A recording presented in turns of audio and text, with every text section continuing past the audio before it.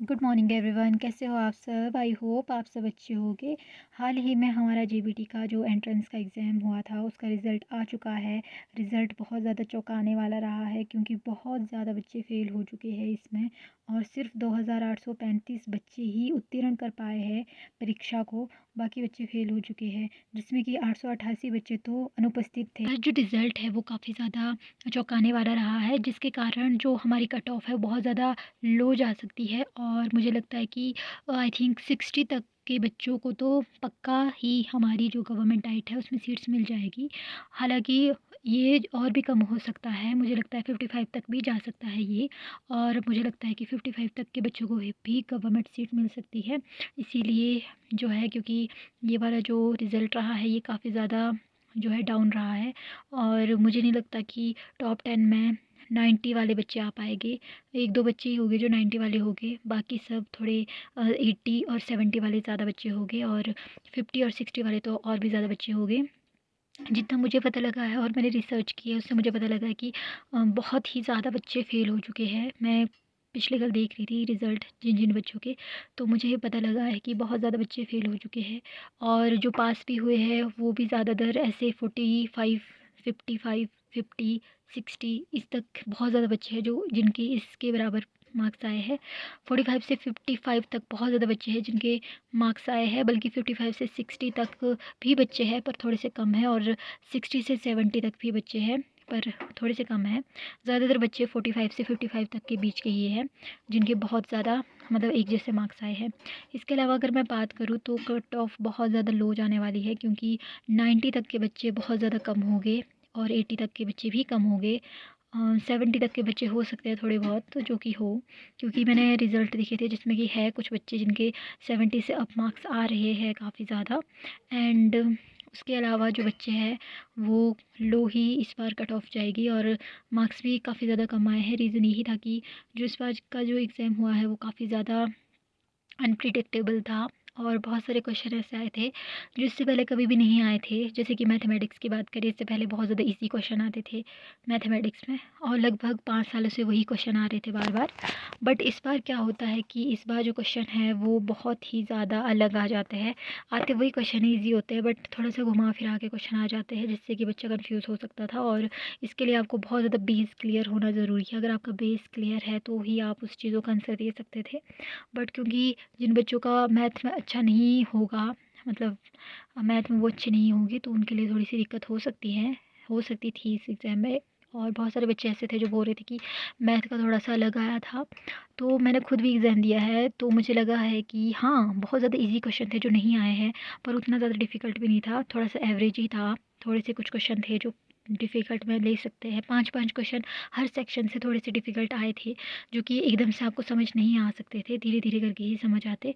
पर इस तरह से ही कुछ रिज़ल्ट रहा है। स्पोर्ट्स वालों की जो काउंसलिंग है वो बहुत जल्दी 5 और 6 को है और अगर मैं हमारी काउंसलिंग की बात करूँ तो वो भी 2 से 3 दिनों में मेरिट लिस्ट आ जाएगी और हमारे लिए हमारी काउंसलिंग की पूरी डिटेल उसमें लिख ली जाती है कि कब होगी और कितने बजे होगी। उसके अलावा हमारे को एक फॉर्म भी दिया जाएगा जो कि हमारे को भर के ले जाना पड़ेगा। वहाँ पे भी वो भरने को देते हैं बट हम तो यहीं से ले जाएंगे भर के।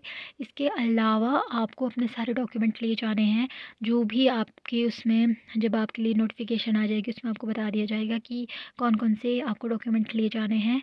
तो आपको वो सब डॉक्यूमेंट ले जाने पड़ेंगे, ओरिजिनल भी ले जाने पड़ेंगे और उनकी एक फ़ोटो स्टेट करके भी आपको ले जाने पड़ेंगे। इसके अलावा अगर मैं बात करूँ तो जिन जिन बच्चों को जो भी डाइट चाहिए उसके बारे में पहले आपको पूरी इन्फॉर्मेशन ले लेनी है कि जो भी डाइट आपको चाहिए उसमें क्या हॉस्टल की सुविधा उपलब्ध है। जिन्होंने हॉस्टल जाना है उनके लिए ये बहुत ज़्यादा ज़रूरी है कि ये पता करें, क्योंकि सभी डाइट में नहीं है हॉस्टल की सुविधा और आपको पहले ही पता कर लेना होगा।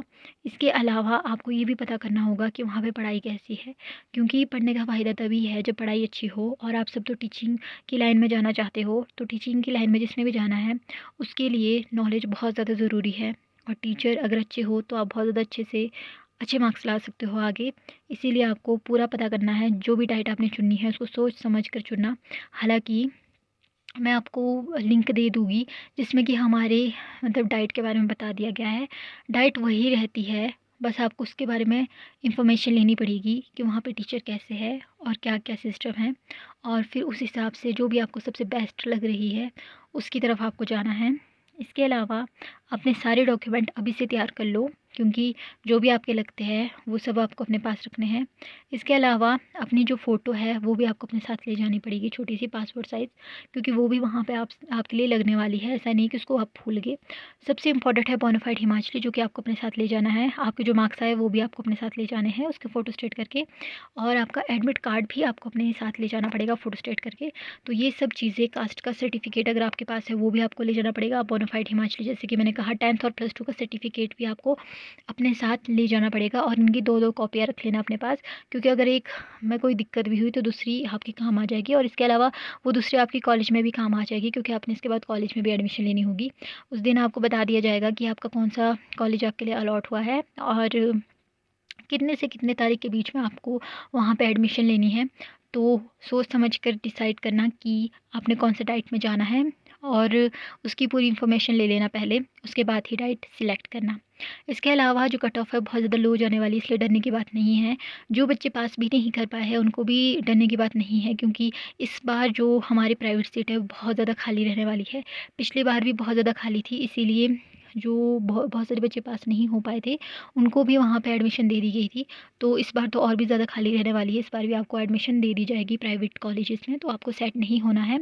और जितना मुझे लगता है कि सबको ही एडमिशन मिल जाएगी, जितना मुझे लग रहा है। बाकी फिर टाइम के साथ देखते हैं।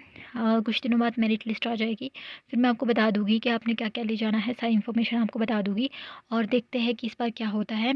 मेरा भी फर्स्ट टाइम है, मैंने भी इस बार ही जेबीटी का एग्ज़ाम दिया था, और मेरा भी ठीक ही रहा है। तो मिलते हैं आपसे अगली वीडियो में, तब तक के लिए बाय बाय।